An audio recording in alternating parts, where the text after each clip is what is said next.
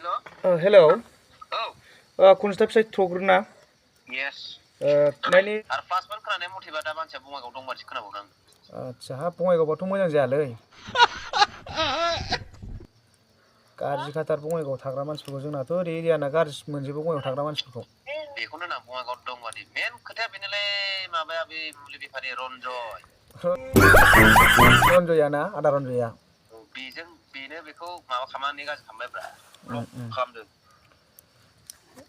कासकट्रानि औ कासकट्रानि मानसिया होखारनानैसो गामिनिफ्राय खिन्थु मिथिबाय दा औ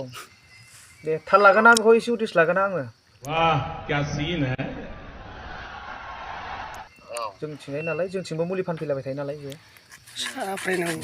उदालगुरियाव थांबानो बेखौ देथारनो नागिरदों बयबो बुंहरगासिनो आंनियाव आच्छा उदालगुरियाव सानै हिनजावफोरखौ माबा खालामा फैदोंना बियो औ आरो बे सानु खेमराइखौबो माबा खालामदोंना बियो सानि खोबैखौबो माथो बिदि दंबावसो सानि खोबैजोंबो होमबालाय माबा मोनसे बदनाम जालायखांबाय नामा ना औ आं मोनथिथारबावासोमोन सानु खेमराइखौ मुलि जाहोना खालामदोंब्रा औ जागोन दे आं सेभ खालामना लागोन दे औ दे दे